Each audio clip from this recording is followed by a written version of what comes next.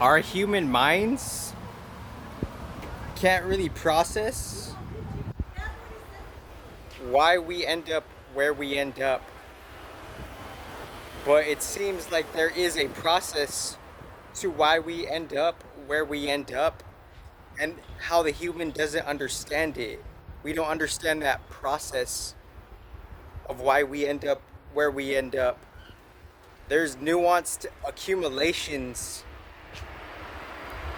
to what we're doing in different channels of reciprocation, on how there's a de-appreciation, and then we wonder where we're at because all the layers have different rules to the games, different mechanics, but on a subtle level our soul is compensating to create a new mutated form to attempt to balance it within the different rules and regulations of the density per the layer that we're in.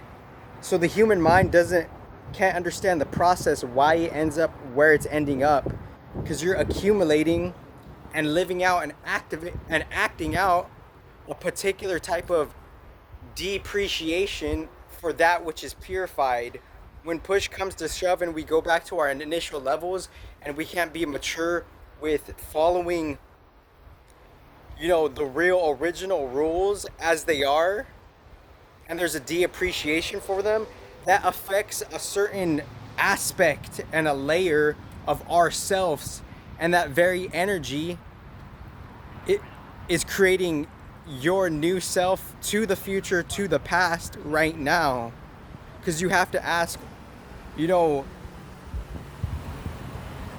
it goes back to the basic claim, if there's all this suffering, well, like, why is God allowing all this suffering? Pretty much that's what's going on right here. Like, well, why is God allowing all this suffering? Because we don't understand that reason and how things have alchemical exchanges. So we don't understand that reasoning of alchemical exchanges, because is this without reason? Is it, or is there just no reason to why people kind of wake up to a certain thing? If AI is this advanced, whatever your definition of AI is, then, and we can measure AI to a different spiritual intelligence that's way bigger, then why wouldn't that spiritual intelligence be more advanced than that which it creates? Why wouldn't the spiritual intelligence be more advanced than the post-production that the AI is just an offspring of, So we're not necessarily reciprocating and appreciating, the purity support that's given to us.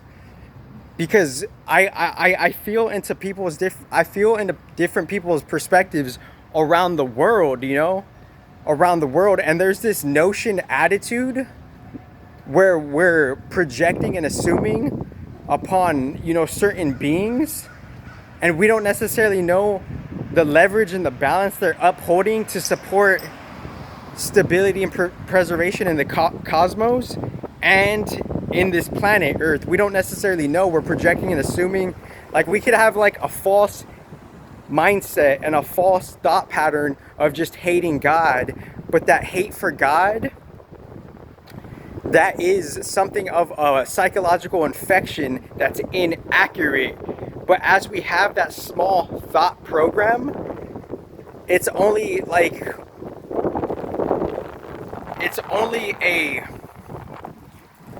a parcel or a parsec within many other parcels and parsecs, because there's other components being fluiditized, moving through you, and as other things move through you within their own different dualities and oscillations, then you might have a fucking realization and epiphany, like, oh, this thought pattern that I have, maybe it's not what it really is. Maybe it's not accurate. Maybe it's not real. Maybe it's fake, and it's being upheld by fake energies.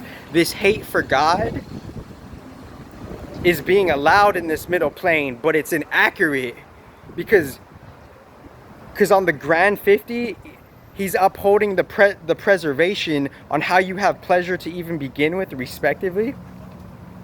And that just flows over our head, and it flows through the empty space of ourselves. It just goes right past. It doesn't catch, it doesn't stick. The constructive epiphany, the constructive realization, it's not sticking for good reason. So then we wonder why is there suffering in the world? Why is there suffering? And why are there material successfully people? Why is there material successful people that are not suffering, but they're still nasty? You could be beautiful, but still have a nasty personality. So what gives with that?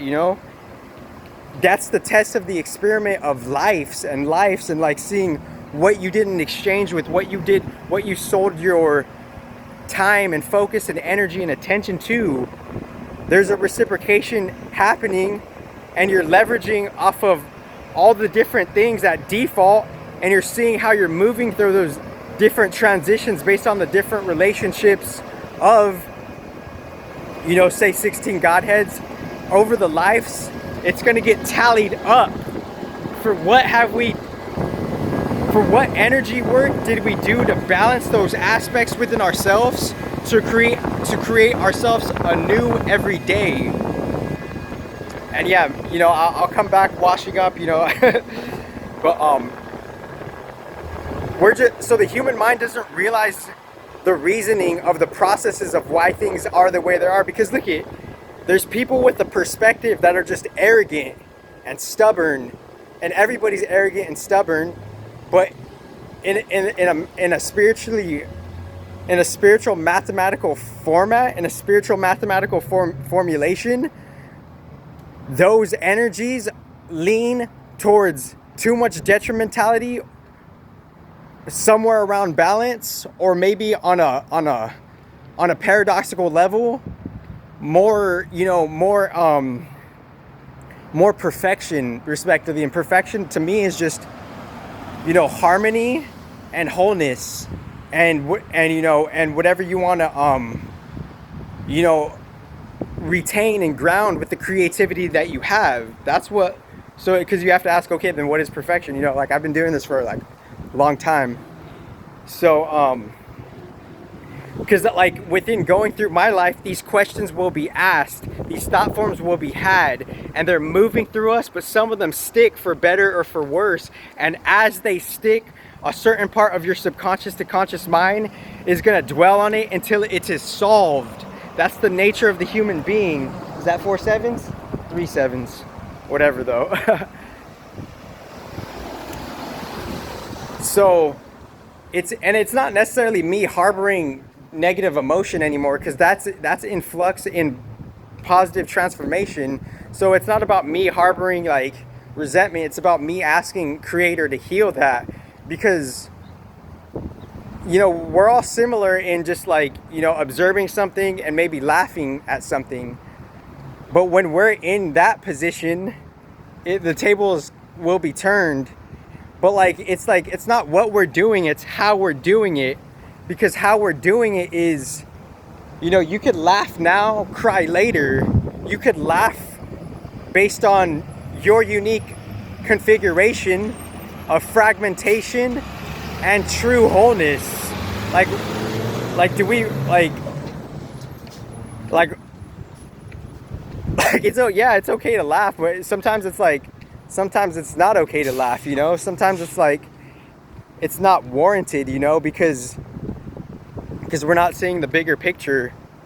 So I'm not necessarily suggesting anything. I'm just kind of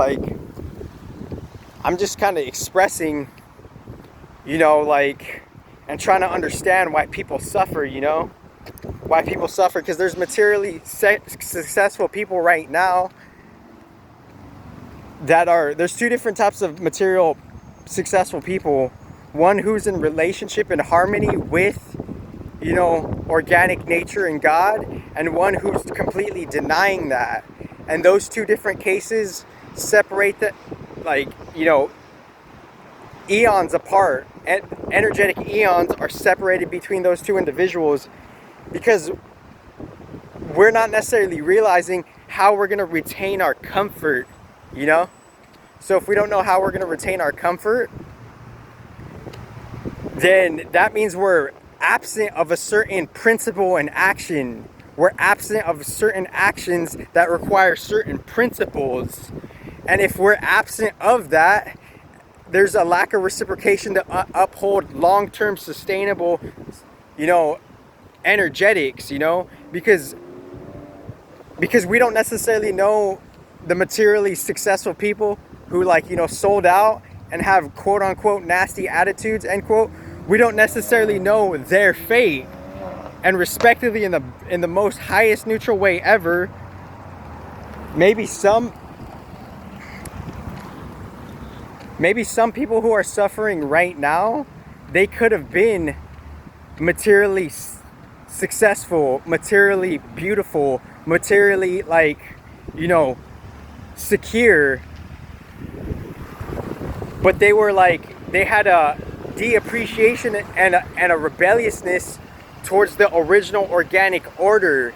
And when doing that combination, something is inhabiting and something is spiritually calculating on its own accord, and something is being created from that particular chemistry. That particular esoteric chemistry is created. Because I'm just trying to find the reasoning, why is suffering existing? Is it because, like, on a background esoteric accumulation level, we have a disappreciation for God? So if we have that disappreciation for God, is God allowing that, you know? And I'm directing this towards, like, you know, a certain type of neutrality. I'm not trying to have any bias, because it's the graduality of what it really means for, like, you know, God to harmonize us, you know? Is that a possibility for that to happen? And if that is a possibility, what do I got to do for me to uphold that? Because just kind of, like, you know, sit back and meditate on the fact that there's various amounts of different archetypes, and those archetypes are so unique and similar that we all have a combination of all of those archetypes at different magnitudes, and they're expressing and growing through us based on our reciprocation with them inside of us in different ways.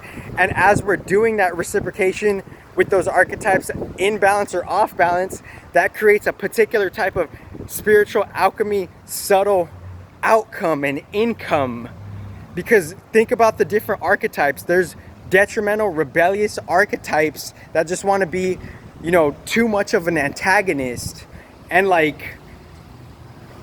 being too much of an antagonist over the lifetimes, that's creating a new being, you know? And that new being is being, like, because, like, I you know what, I look at all the poor people in the world as they could have been rich in the past life, you know? That's just my neutral, humble opinion. It doesn't necessarily have to be that, but yeah, you know, that's just, like, you know, the esoteric chemistry of bliss. Thank you.